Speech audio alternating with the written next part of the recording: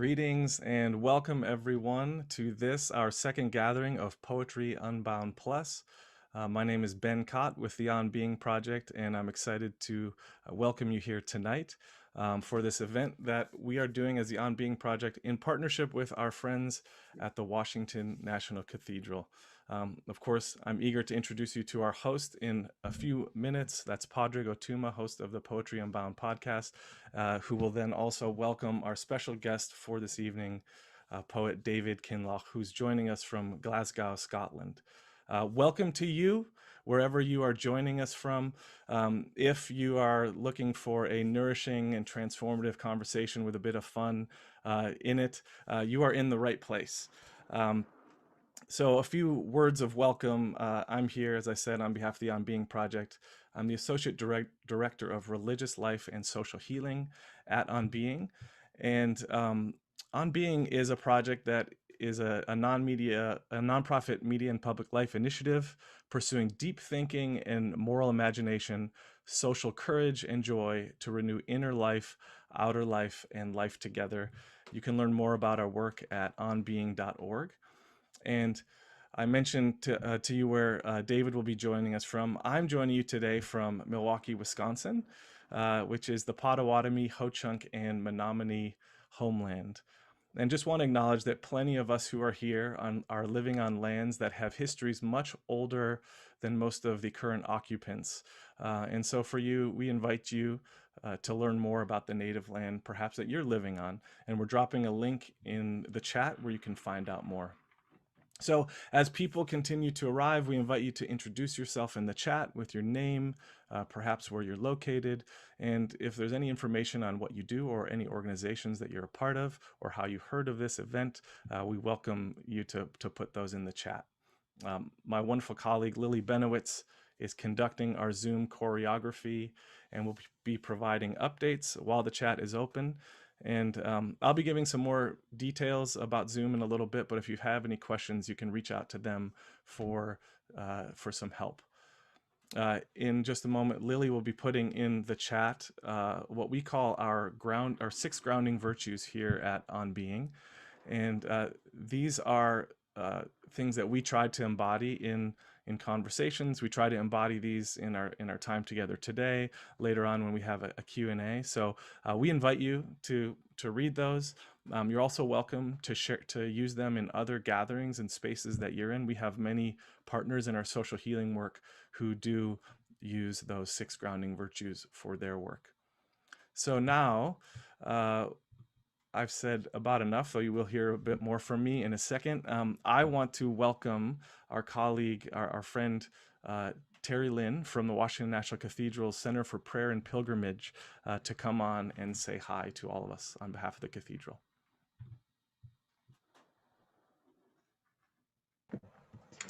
Thank you, Ben, and thank you, Lily, for unmuting me. Welcome, everyone. On behalf of Washington National Cathedral and specifically the Center for Prayer and Pilgrimage, I'm pleased to welcome you here to the second in the Poetry Unbound Plus series. Happy National Poetry Month to all of us in the United States. This is a great way to celebrate. We are very pleased to be working with the On Being Project on this. The Center for Prayer and Pilgrimage is a physical space within Washington National Cathedral, but we're also a programmatic space that really lives into our mission to be a house of prayer for all people and to gather people in safe, sacred community where we can share our stories and have our imaginations expanded. So I am looking forward to that today with the conversation between Pádraig and David. So thank you all again for being here. Thank you, Terry. Good to have you here with us and grateful to be partnering with you on this. So as I said, before I turn things over to Pádraig, I do want to give you a few more Zoom instructions. And I realize that many of you over the course of the last year or so have probably been in Zoom spaces, but it is important to make sure that we all have the most enjoyable experience possible. So with that in mind, I want to let you know that there is a closed captioning is available, and you can use the CC button at the bottom of your Zoom window to turn this function on and off.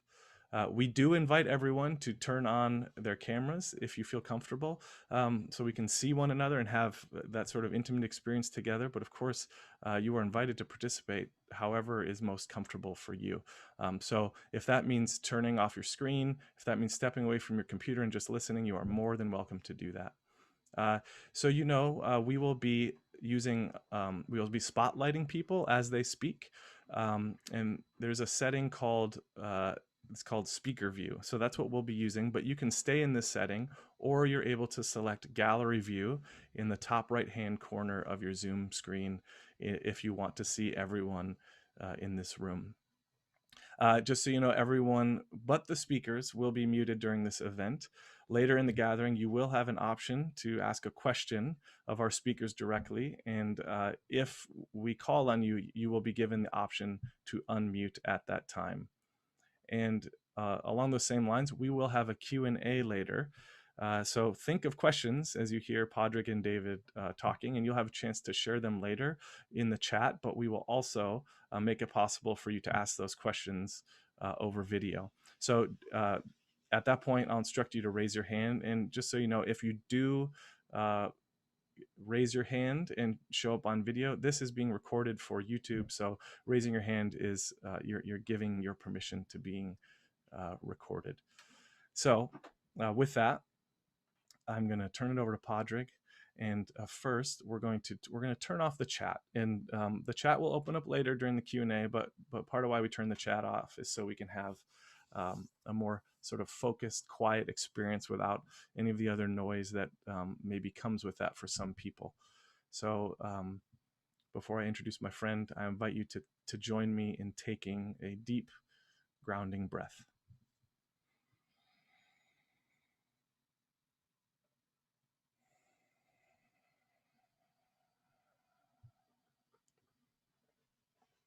Thank you.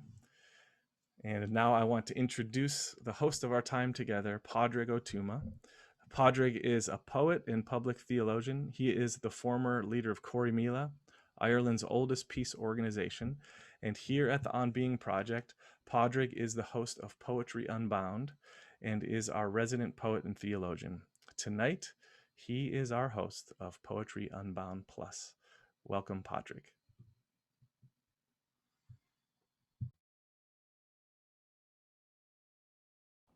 Thank you very much, Ben, and thank you very much, everybody. It's a lovely thing to be with you all. You're all very welcome to the northwest of Ireland, and for tonight, most of the evening will be between the northwest of Ireland and Glasgow in Scotland. So you're welcome to a Celtic conversation about biblical literature and poetry and caricature and imagination. It is such a joy to have you here. Just a brief word about why we started Poetry Unbound Plus. There are so many different kinds of poetries that make use of mythologies and literatures from around the world. Regularly in poetry, you'll hear reference to Homer or to maybe some of the Irish mythologies or the Scottish mythologies. And over again in the last number of years, I've noticed more and more poets. Some of those poets are personally religious, some of them are not. But I've noticed more and more poets making use of biblical characters within the context of their work. And we were keen, in partnership with the Washington National Cathedral, to explore that, to hear a little bit about why would somebody turn to biblical characters? What's the experience? What's the richness in the archive and repertoire of these narratives? And with that, we've invited 4 people to be our guests, and we're thrilled that tonight David Kinloch in Glasgow is our guest. So I'd like to introduce you to him. He's a Scottish poet based in Glasgow, as I said, who is the author of 6 collections of poetry, the most recent of which is the one that we'll be hearing from tonight, In Search of Dustie-Fute, from Carcanet, published in 2017. I have my copy here. He's a former teacher of French at university level, and he is emeritus professor of poetry at the University of Strathclyde in Glasgow. And he is the chair of the Edwin Morgan Trust, which supports poetry in Scotland. And this book that I mentioned was shortlisted for the Saltire Prize for Scottish Poetry Book of the Year. So we are thrilled. We're going to drop his website address in the chat as well later on, so that you can have the opportunity to find out where to buy some of his books. But first of all, David, I'm thrilled that you're here. Thanks so much for giving us the time late on a Sunday evening.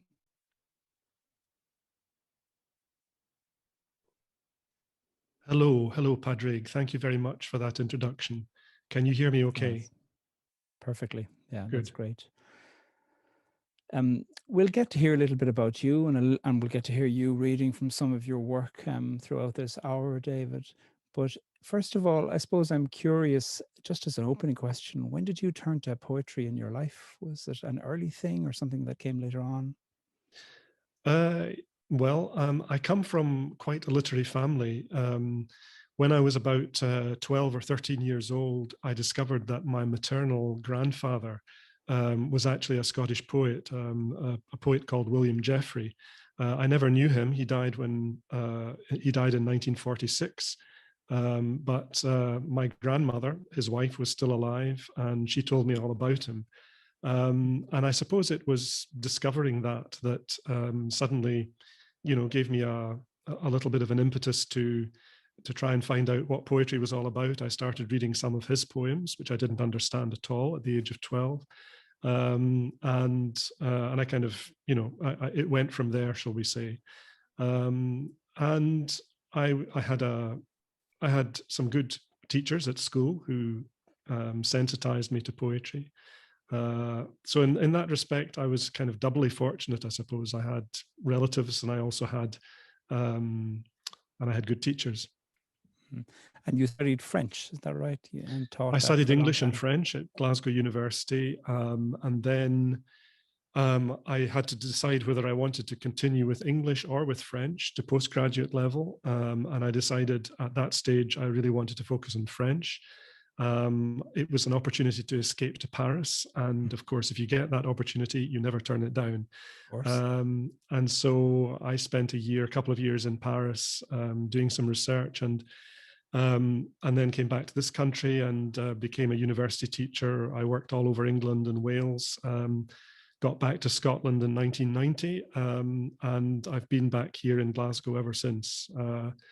And I taught French for maybe around 15 or 16 years. And then I just decided that I wanted to focus a little bit more on poetry. I was writing quite a lot of my own poetry by that stage, and I had the opportunity to teach creative writing. So I kind of switched mid-career, as it were, and became a professor of creative writing at Strathclyde University. So all told, I suppose I've been kind of a teacher of one thing or another for the last 30 to 35 years. And I've stepped back a little bit from the active teaching now, and I'm still continuing to research, but I'm doing more writing and reading than over the last few years. Well, we're so glad you're with us. And tonight we're going to be particularly speaking about your most recent book. Even scanning some of the titles of your other books, though, one of them is called In My Father's House, which has echoes of words of the Gospels.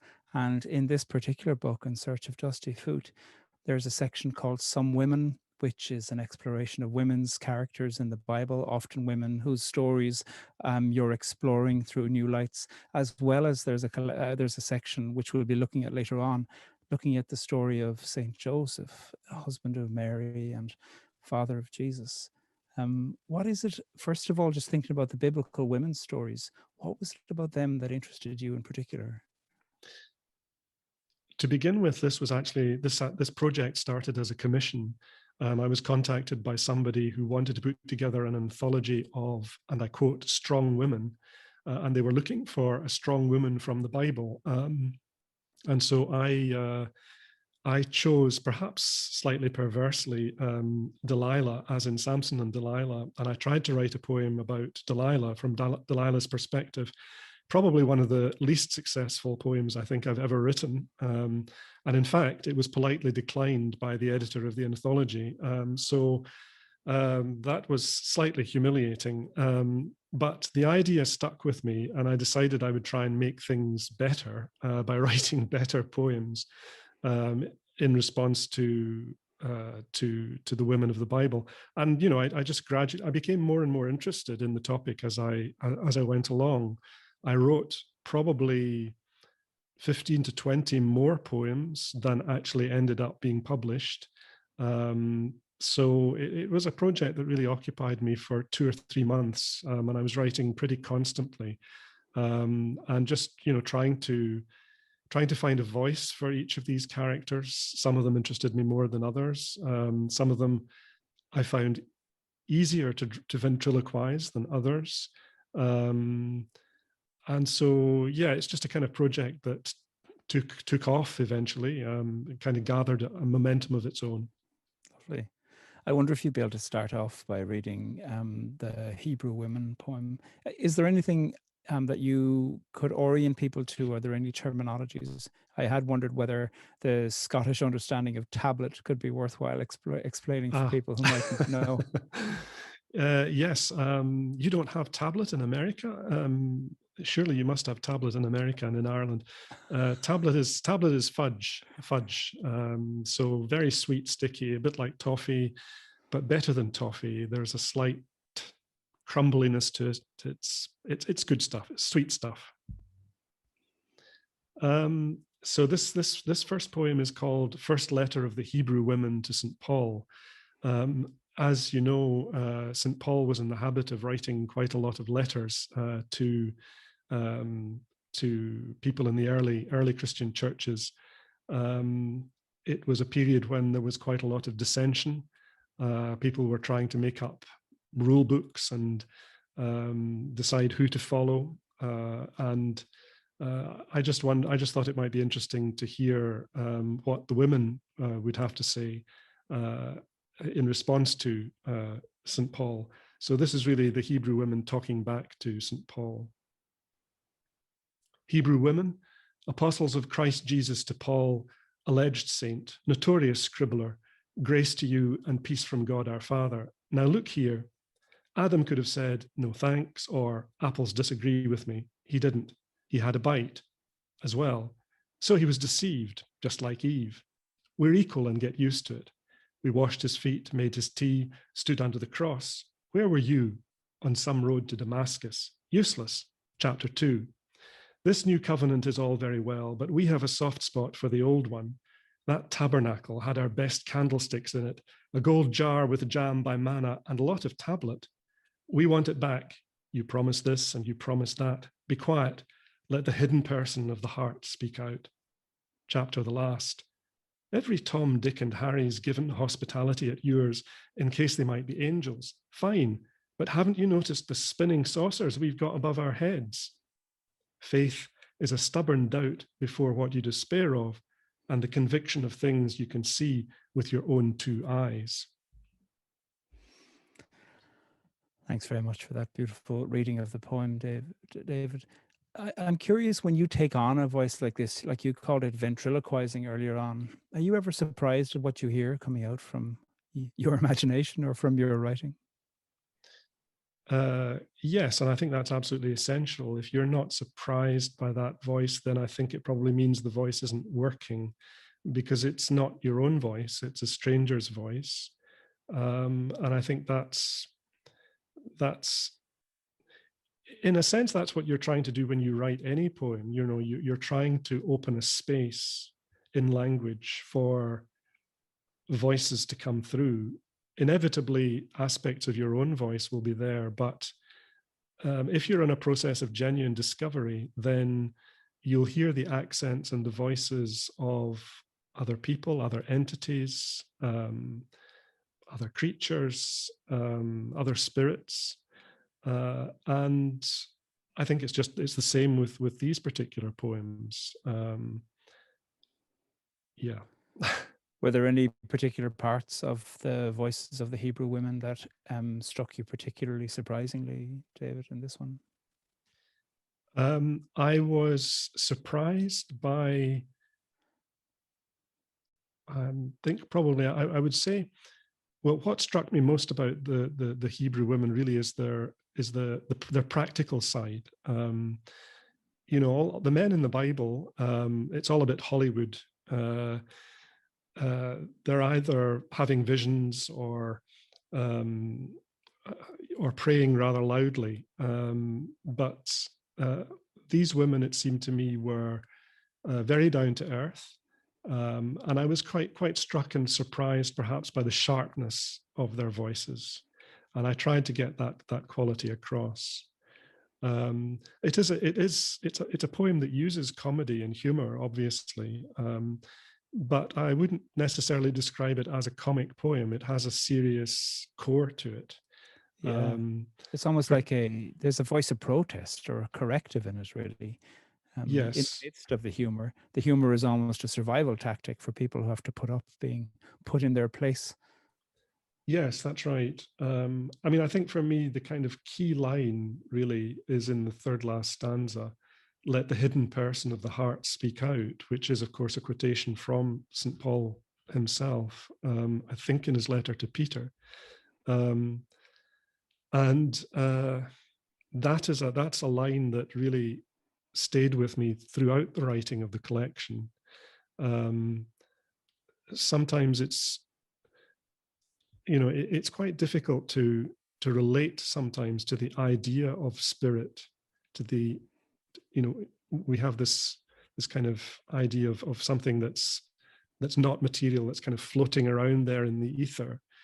But I think that Paul's description of spirit as a person that was quite revelatory for me in a way, because if you think of your spirit as a person, well, then you can have an actual conversation, a dialogue with that person. And I think that helps you to enter into the spirit of, well, your own spirit and the spirit of the poem in this particular case, perhaps. Yeah. And the protest of the poem too is so much about paying attention to material things, as you mentioned. Even the last two lines, faith is a stubborn doubt before what you despair of, and the conviction of things you can see with your own two eyes. There's an invitation in the poem to look at what's happening in front of you. And I'm wondering, was that an invitation for you too? Were you being invited to see what was in front of you while you were hearing these Hebrew women speak in this both comic as well as protesting poem?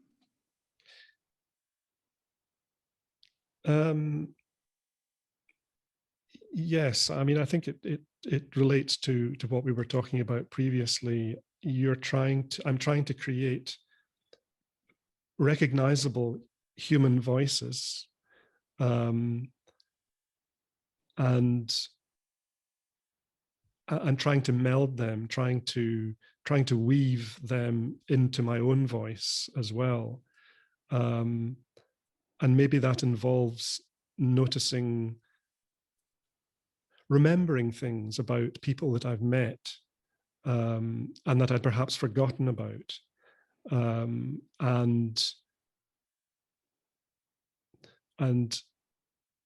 enabling them to speak again, or aspects of their characters to speak again through the poem. I don't know if that makes sense.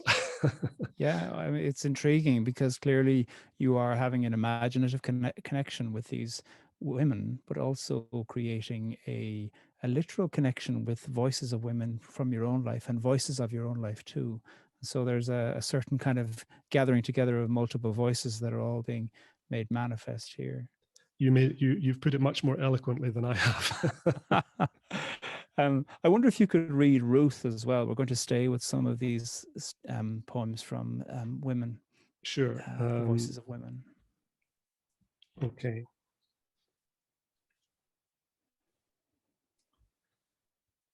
Ruth. Ruth stands in the field and sees it is hot and hard and dry. She feels she must not stop and say no to Naomi. No, Ruth says, and bends to gather up stray barley heads that lie like bells, notes lost as the harvest's hum is baled in neighbors' barns. She works all day, careful of all that falls away, then places her basket on the threshing floor. At first she sees a simple glean of corn, of grain, a glean of yellow thyme and wheat. But as she stares, a shoal of herring weaves the wicker, dark glass glints, brass shavings gleam. She sees in part and finds her tongue. Where you go, I will go, she says to Naomi.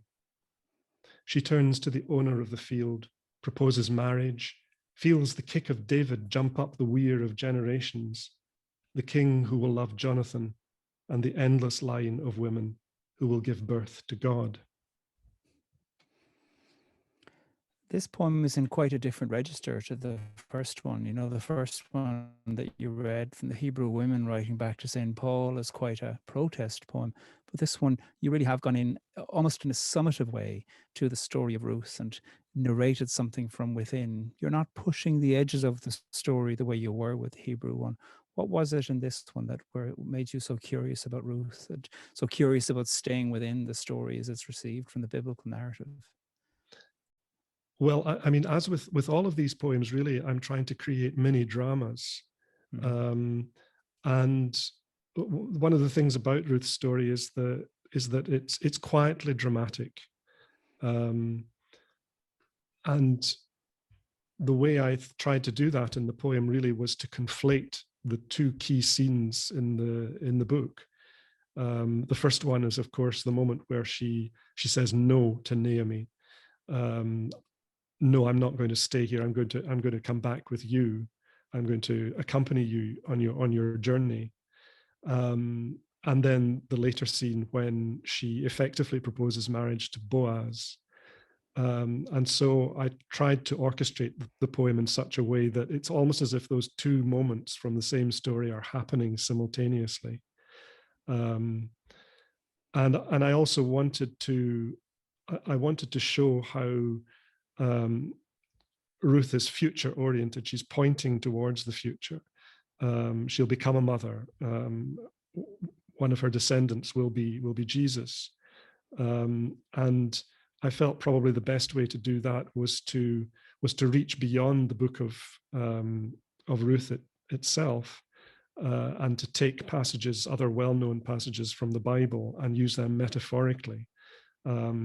So the famous passage from 1 Corinthians, but there's also a kind of a memory there of the parable of the loaves and the fishes as well.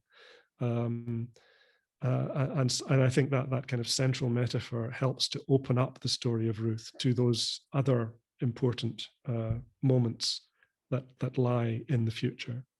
Yeah, I'm always so moved by that line where it says, but as she stares, a shoal of herring weaves the wicker. Somehow the arrival of these fish, I don't know why, there's something about the image of that. I can see it, see it imaginatively. What does that shoal of herring do for you? Is that the coming of the kind of the parable or the story of the feeding of with the loaves and the fishes, or what else could be caught up in that for you? Yes, absolutely. That's what I was thinking of. And obviously it's also the sunlight on the wheat, on the grains of wheat. So yeah, it's double in that sense. I mean, we'll come on later on to talk about masculinities, but even in this very quick reference here, feels the kick of David, jump up the weir of generations, the king who will love Jonathan. You seem to always be interested in queering masculinities also and bringing that narrative in, especially in some of your other biblical poems. What is it about queering that is so interesting to you? Well, I've been interested all my life in marginal voices, in so-called minority voices, in people who are sometimes, very often, are not allowed to be center stage. It's always interesting to see the world from the perspective of somebody who lives their life to some extent on the margins of society. The women in the Bible, they have their own voices, but the voices are circumscribed. They're subject to patriarchy, and there are parallels there with the voices of gay people, and how they have been treated, how they have been allowed or not allowed to speak in the course of history. So I'm interested in bringing these kinds of issues into dialogue with each other, those kinds of minority voice into dialogue with each other. Mm-hmm. I wonder, could you do that even more for us with the poem Cain's Wife? Okay. So this character is barely narrated really in the biblical text. I suppose she's the daughter-in-law of Eve. Is that a way to describe her? Yes. She's also the mother of Enoch. And when Cain founded the first city, he called the city after his son. So although in this poem, Cain's wife is a kind of nomadic figure, there's also the seed of something else there, of an end to nomadic wandering, and to a more rooted existence, which was something that I was interested in just kind of suggesting, perhaps just touching on briefly. This is Cain's wife. I was a tiller, a sower, a whore, a sewer. Sorry, I'm going to start that again. I was a tiller, a sower, a whore, a sower, a siver, a scyther, a shearer, a reaper, a planter, a mower, a herder, a milker, a minder, a plower, a thresher, a gleaner, with no time for a name of my own. Then he killed Abel, and I was a drifter, a tramper, a marcher, a prowler, a runner, a walker, a hiker, a rover, a ranger, a jogger, a beggar, a hawker, with no time for a name of my own. There was desert and wold, bush and veldt, steppe and silt, mould and dust. I was gravel, I was pebble, I was flint, I was turf, and I dreamed of a space crossed by voices that raised me, by arms that held me, and hands that offered me to lips that kissed me, with no need for a name or a time. I think this was the second poem of yours I ever read, and I was so moved by it. This voice that is saying, I am so many things. A voice of Cain's wife that isn't given a name really, and isn't given any kind of caricature. And here in 145 words, I counted them up, you give so many different aspects of the life of survival she had, as well as dreams and yearnings that she had. Why did she, well, you know, it's so emotional, this poem. Yes, one of the reasons I think is because it's inspired by a particular painting by Fernand Cormont, a 19th century artist. And the painting depicts a rather disheveled, muscular, semi-naked Cain moving through the desert, shepherding his family. There's a little tribe of children and teenagers following him through the desert. And in the middle of this scene, there is a kind of wooden raft-like structure, and Cain's wife is sitting there suckling two of her children. And that painting reminded me really of all these scenes we see in our televisions of immigrants. At the time I was writing it, I had been watching, immigrants washing up on Mediterranean islands, families who had been through just sheer hell. And there's something of that, I think, perhaps, that kind of emotion, that sense of people just being harried from pillar to post, and given no rest whatsoever. It's also a poem, I think, that it's a poem about naming. There's a sense in which she's initially she's seen simply in terms of her occupations and never for herself. She has no name. But then there comes a moment when she realizes perhaps that she doesn't need a name. In a sense, it's a poem that's against names and identity, and it's a plea more for community. And that's really what the final stanza of the poem is trying to do. The names disappear, and instead you get a series of kind of crisscrossing actions. And these are the actions of a kind of loving kindness, of people reaching out their arms to hold her up, and to give her not a name and not time, but a space. So I think there's a sense in which that poem is about space. It's about desert space initially, and then it's about a kind of spiritual space that she eventually discovers through other people. You're so fluent when it comes to going into not just the scandal of these characters or the scandal of their being ignored in a religious text, but going really deep into the text and into the imagination about them. Did all of that interest come from a literary point of view, or have you had a religious story in your past or your present that informs all of that? I'm curious about your relationship with the biblical text.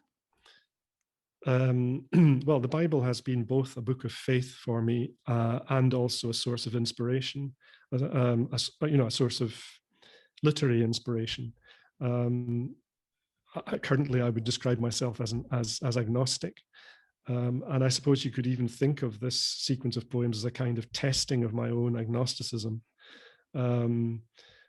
So, I think if there is emotion present in these poems, it's coming out of a sense of discovery, yes, but also regret for something that I've lost, something perhaps that I might rediscover. I don't know whether I will or not. So that's why these characters are not just they're not just characters. To me, they're real people, real voices that I heard, without being completely crazy, real voices that moved me, and perhaps it's because they moved me. I've been able to kind of create the kind of poems that I've written, and I hope perhaps some of them might move other people. Yeah, very few of these poems have anything describing something miraculous. You seem to be really interested in the nitty-gritty of the everyday, to present the biblical characters in a way where they are utterly believable in a conversation with our own lives. Is that deliberate? Do you deliberately choose moments that could be considered to be in the vernacular of human experience? Yes. This is because it seems to me that there's such distance, distance of time, distance in terms of culture between us in the 21st century and the people of those communities. And you need to find common ground so that some kind of dialogue can open up, so that you can shrink that distance. And therefore, the emphasis in all of these poems really is on the humanity of the people.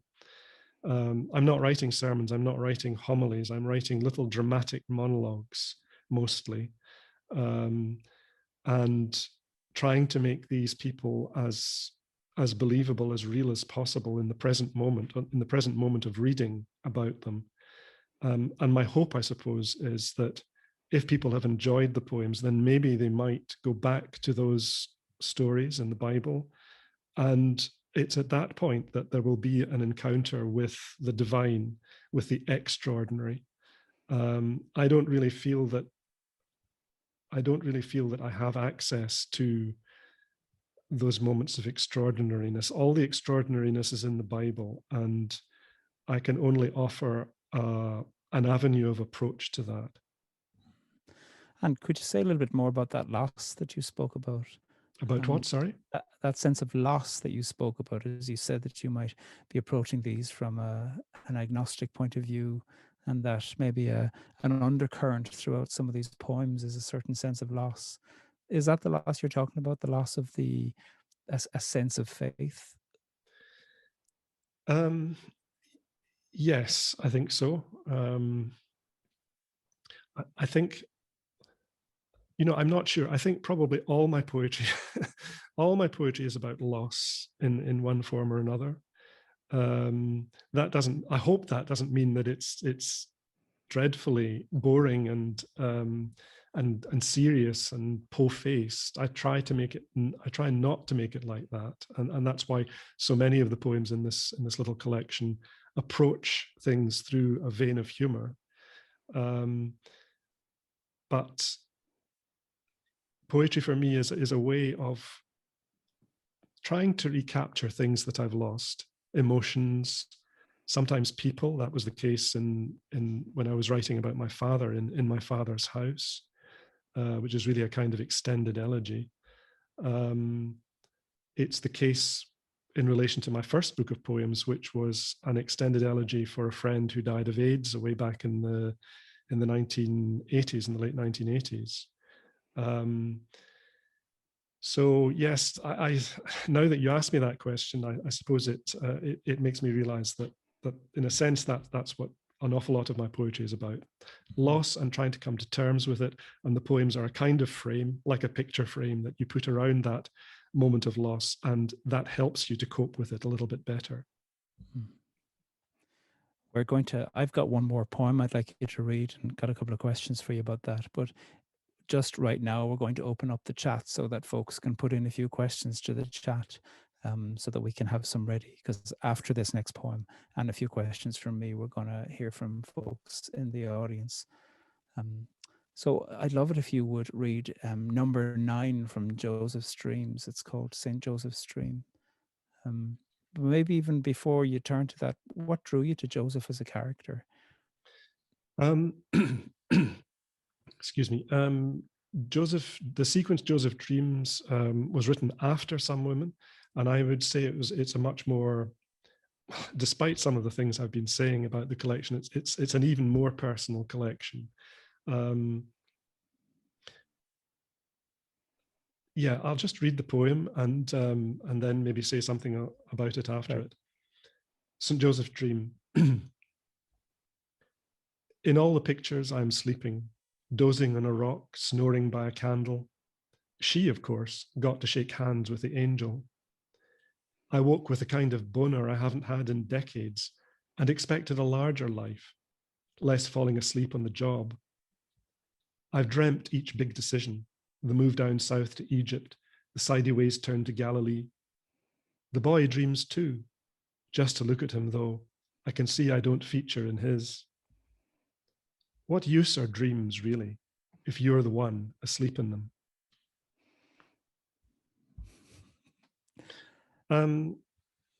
Yeah, St. Joseph is one of those figures who, again, he's kind of on the margins, really. You know, the eternal stepdad,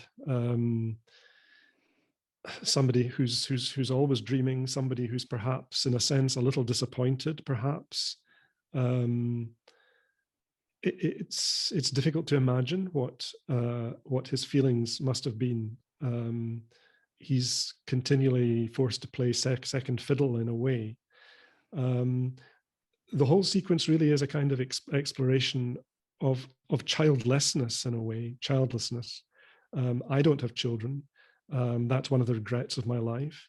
And nevertheless, I've been very fortunate to be in the kind of position of a father when it comes to teaching my students. That's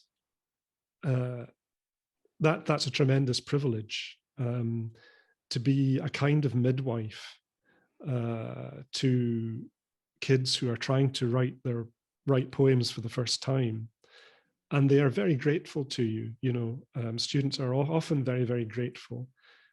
But then it stops and they go away, they move on. And you're kind of left there.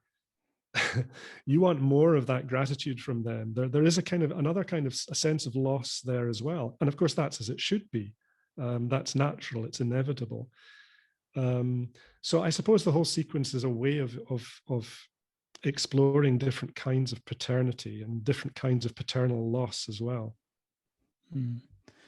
And you're doing that by stepping in sometimes fairly audacious ways to the character of Joseph. I mean, certainly the way Catholics would speak about Joseph, the description of Joseph and Mary's marriage is one that's celibate. And here, you know, you're describing Joseph as having, you know, the erection of a decade. And then he's also considering ambition and passivity. You're going into his character and shaking him loose from certain dogmatic or even devotional imaginations by making him much more real in some sense. Does that ever feel nerve-wracking for you to take a character that people might have a deep devotion to and to render him both believable but also perhaps a little more shockable or more shocking? No, because I think that true devotion I think it's really important to understand the humanity of these characters. And that's my job, in a sense. There's a sense in which I feel I can't write about saints, really. I mean, I can only write about human beings, fallible human beings, and perhaps orient the poem in such a way that it reminds people of the other aspects of the story that are dealt with in the Bible, for example, that I can't approach directly. It comes back to the whole issue of comedy and whether you can use comedy to speak about people who are objects of faith for others. And I suppose what I'd say to that is really religion is part of life, and life is a mixture of comedy and tragedy. And in a sense, you're doing religion a great disservice if you refuse the comedic approach. It's almost as if you're saying, well, religion isn't part of life. Religion is out there. It's different. And I think that I feel that's mistaken, really. I don't know if that answers your question. Oh, I'm delighted. I'm thrilled. I love what you do. And it's one of the features that I find in so many people who are exhibiting a great biblical literacy in the poetries they're writing, but for very good and important reason. They're unencumbered by the anxiety of keeping the devout feeling safe. And not doing that just for the sake of being scandalous or being shocking, but doing it for the sake of taking these characters in the literatures of religion very seriously, and in a certain sense, by rendering them sometimes shocking in their humanity, that's taking them far more seriously sometimes than perhaps devotion does. I think there's a line that you can cross when it comes to humor. And if any of these poems give offense, then there's a sense in which they fail as poems, because if you give offense, then you simply make people angry. And as you know only too well, Pádraig, from your role in mediating conflicts, when people are angry, no dialogue can happen. But when people smile, when a joke is cracked, then that is when everything becomes possible again. A friend of mine who's been a senior mediator with the United Nations has always maintained that a little bit of charm goes a very long way, even in the most serious of mediations. Absolutely. I'm going to hand over to Ben, who's going to curate a few questions from our gathered audience here. Over to you, Ben. Thanks, Pádraig. I want to thank those of you who have already submitted questions. And Jay, I want to acknowledge that I see your hand, but we're gonna start somewhere else. And before I get to that question, I just want to give instructions to everyone, just to remind you how this is going to go. We're going to have time for 3 or 4 questions, and there are 2 options for how to submit your question. And thankfully, we already have people demonstrating so wonderfully how to do this. So what you can do is you could enter it right into the chat. And we will see that. You could send it to everyone. If you don't feel comfortable just sending it right to everyone, feel free to send it directly to me and I'll get your question. And the other option is to raise your hand. And there is a raise your hand function in Zoom. It's moved around a little, so it depends what version you have, but you will see it on the bar at the bottom of your Zoom panel. And it's either going to be on the bottom left side, or you'll see a reactions button. It's like a smiley face with a plus. If you click on that, then you're able to raise your hand. And as a reminder, by raising your hand, you're consenting to be on the screen live and in our YouTube recording. So let's dive into the first question. We have a question from Tomas. I hope I'm saying that correctly. I know you were with us last time, so welcome back.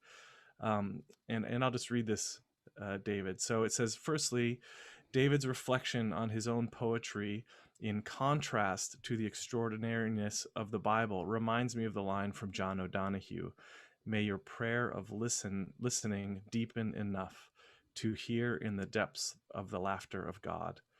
And he says, I love the almost wicked sense of humor in his poems. Given how David is trying to lead us back to the stories of the Bible and also connect them to the modern day, what have the poems taught him about us? Yeah, it's brilliant session in every sense of that word. And so I think this is almost sort of building off of some of the comedy and tragedy you were just talking about. But yeah, given you're trying to lead us back to the stories of the Bible and also connect them to the modern day, what have the poems taught him about us? Us in the sense of contemporary 21st century human beings. Yeah, that's how I'll interpret that. Yes, well, that maybe we ourselves are not so different from some of those people thousands of years ago. That we experience the same emotions, jealousy, hope, despair, as they did. I think it's that sense of human connection, really, that that's what moved me most in the writing of the poems, and what I hope is the gift of the poems to the readers who take the trouble to read them. Thank you. So what we're going to do now is we're going to go to Jay. And Jay, maybe just want to say your name and where you're joining us from. And Lily will invite you to unmute yourself. Thank you, Jay Yair Broadbar. I'm in Toronto, Ontario, Canada, North America. I'm trying to articulate this because this comes out of my own struggle with my own writing, which is, and you, Draig, mentioned not creating a situation where the devout feels safe, or as you said, not giving offense. But all that assumes a certain literacy, a certain relationship to the text to begin with, which I struggle with in my own writing. So my question is, to what extent is there an assumption of some understandings of the literacy of the text, a grounding, a limit, and inform your own writing and possibly even where you publish? Yeah.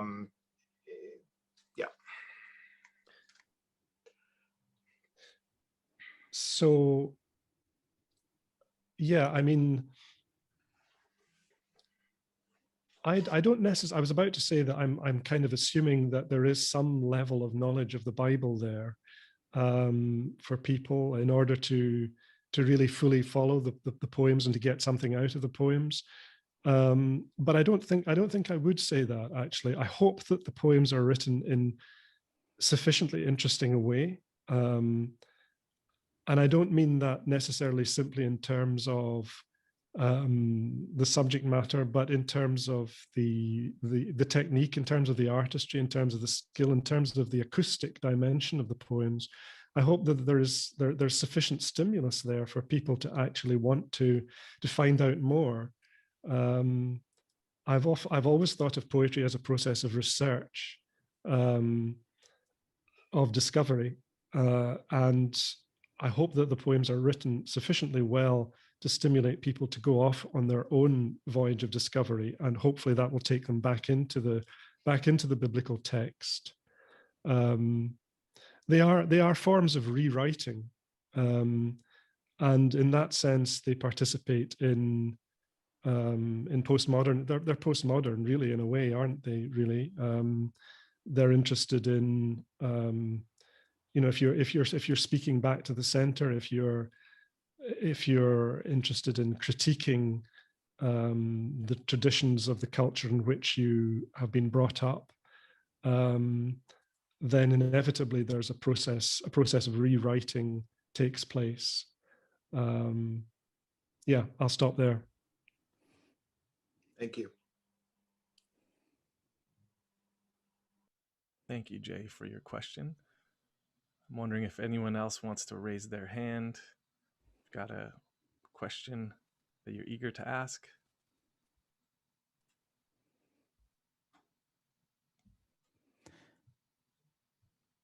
Pádraig, feel free to jump in. Right. I mean, picking up on what Jay had just asked you, David, what's some of your editing process, David?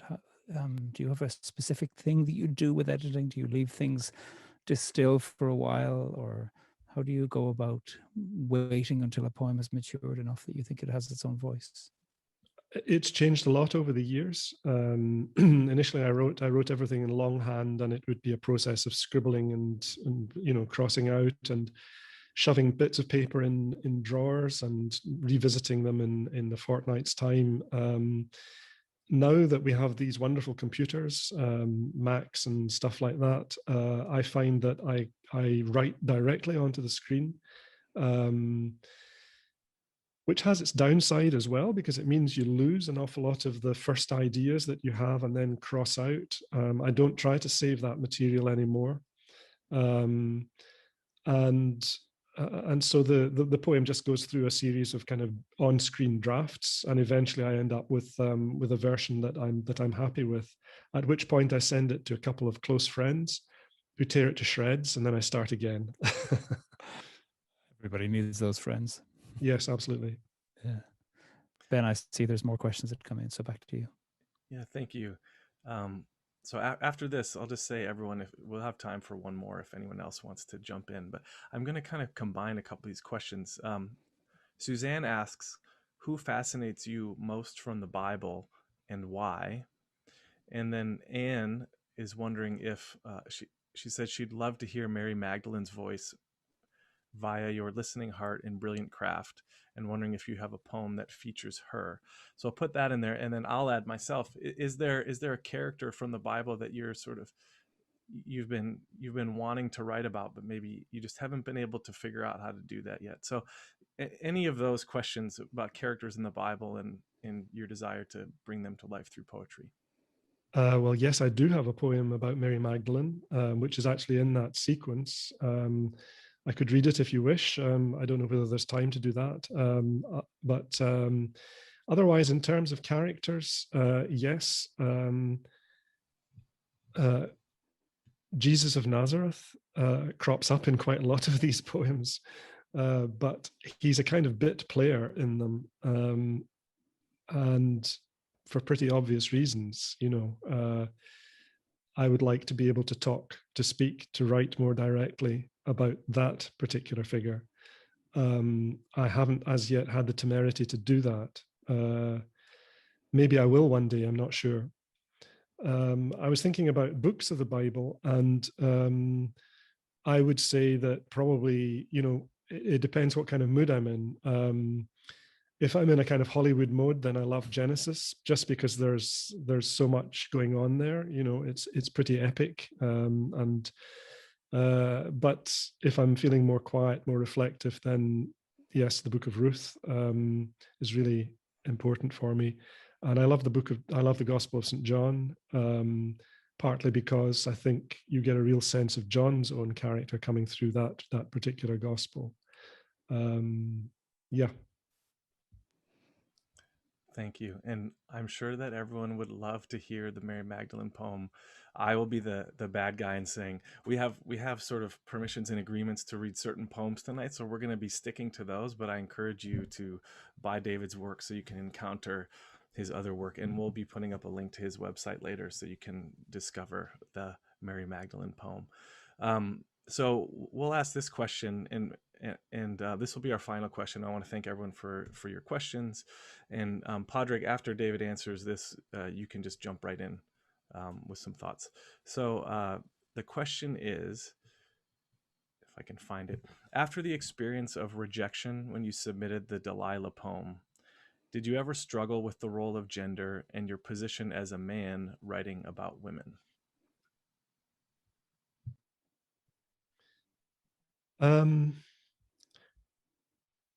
Yes, I did.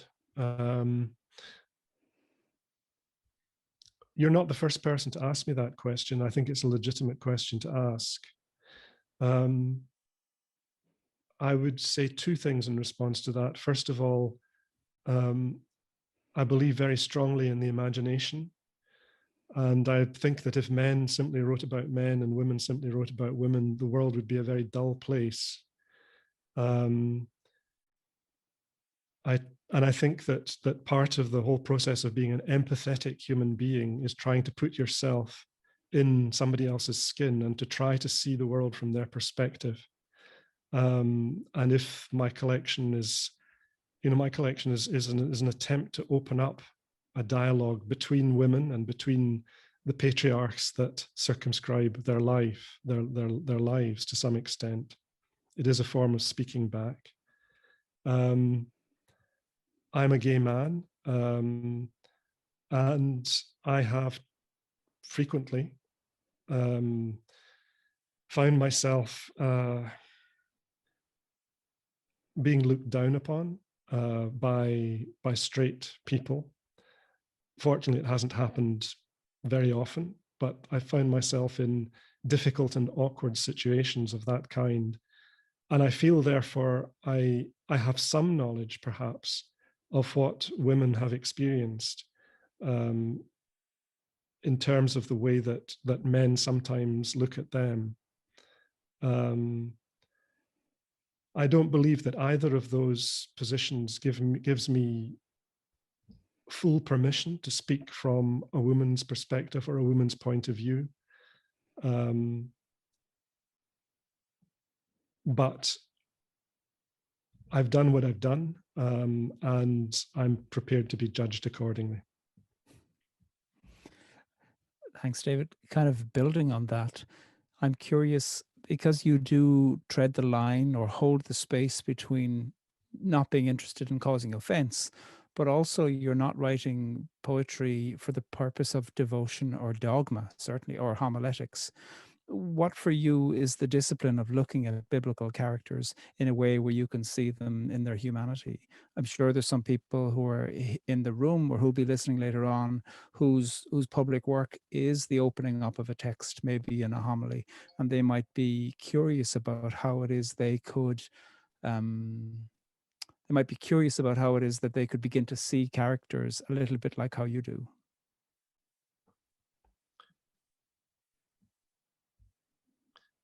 A close attention, first of all, to the actual text itself, and then maybe not necessarily to the text. As I say, quite a lot of these poems, maybe this is something that I haven't said previously, I can't honestly remember, but quite a few of these poems are ekphrases. They're based on paintings, they're based on visual art, and I have found visual art extremely helpful for thinking about these biblical figures, and then stepping away from both the visual art and the text, and simply trying to live with that particular story, with maybe the beginnings of a voice, an accent, until that voice starts to sound real, starts to sound natural. And then at that point, I go back to the biblical text or to the visual art, and to check that experience of living with that character against that source. That's the kind of process that I went through when I was writing these poems. It's a kind of to and fro between the text or the visual art and dreaming. That's what it comes down to, perhaps, at the end of the day. I mean, you're telling us about your process, but you're also telling us about how deeply connected you are to some of the things you're highlighting in your poems. The Hebrew women are saying, we've got saucers for halos, and they're saying faith is the work that we're doing in front of us. And then also with Joseph, you're exploring the question of dreams. And so these poems are as physical in the sense of reading a book or looking at a picture, a painting, as well as about going into your own dream world. It seems so interesting that the poems are a reflection back of you too, as well as of the characters you're exploring. I hope so, Pádraig. That sounds like a good description to me. I'm happy to settle for it. I don't think there's much more that I can add to that, to be honest. In a while, I'm going to just hand back to Ben in a sec, but I would be curious to hear a little bit more about your interest in masculinities, and particularly exploring that through Joseph. We'll be finishing off at the end with another poem from the Joseph sequence. We won't be commenting on it, or you won't be, but I'm curious, what else in the Joseph sequence was curious to you in the question of your own masculinities, the societal masculinities in Scotland or elsewhere, as well as the idea of Joseph as man? To be honest with you, I didn't really think about this particular sequence, the Joseph sequence, in relation to masculinity in the first place. I mean, I can see that is an issue, obviously.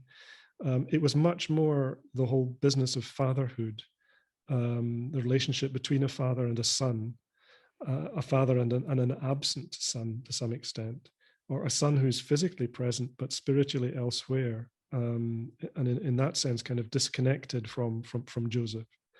And as I said before, that's a position that I found very moving and that I wanted to explore. But masculinity, yes, in the sense that Joseph is emasculated to some extent. I think that is something that he experiences and tries to cope with. But he's somebody who, or at least to me, he comes across as somebody who is very clear about himself. You know, his dreams, it's almost like looking through the wrong end of a telescope. It's as if he's watching his life. It's very small, it's in the distant, but it's all terribly, terribly clear. And his dreams give him a kind of perspective on himself, on his weakness, but also on his determination as well, his determination to go on. So I think there's a great sense of acceptance as well that comes through in Joseph's character. Thanks very much, David. We'll be hearing a final poem from the Joseph sequence from you in a while, but for now I want to hand back from Ben. He's got a few announcements. Thank you so much, David and Pádraig. We're so grateful for the conversation. And as you can see, there's plenty of comments coming in where people are expressing their gratitude for our time together. As Pádraig said, we are going to close with a poem from David, so don't sign off quite yet. We just have a couple final announcements to send you on your way.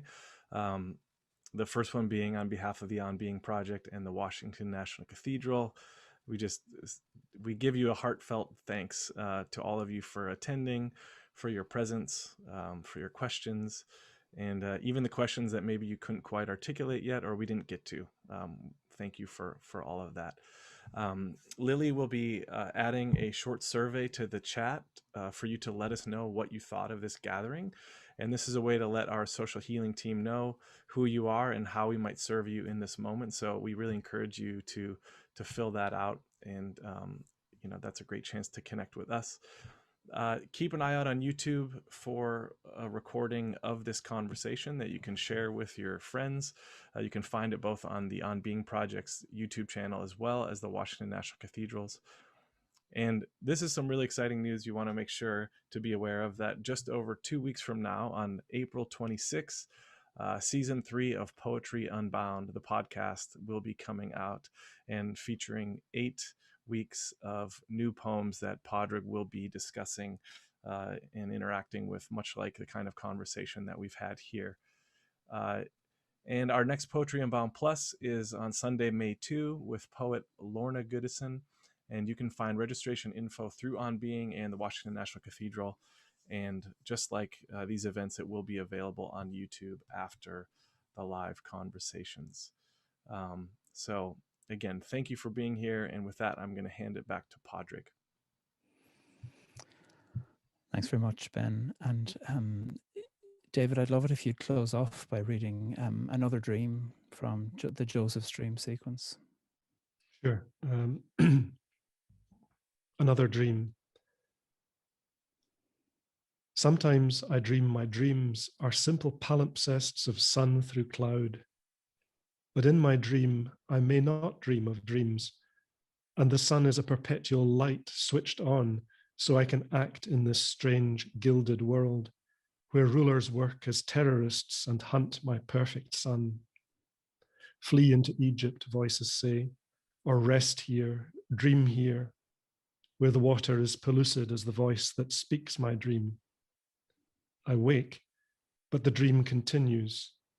I look into Egypt's dust and see the plain deal table in the kitchen back at home, a woman who's half familiar, and a simple boy looking up at me with adoration.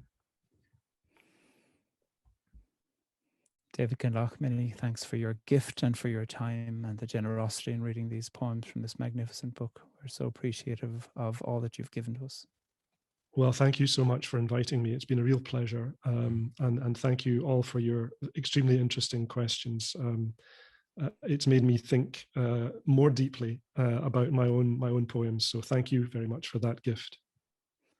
And thanks to the Washington National Cathedral and to all who were here. Many thanks for coming. Good night from Ireland and from Scotland and from all the places where we are. Thank you again, and we'll see you soon. Bye.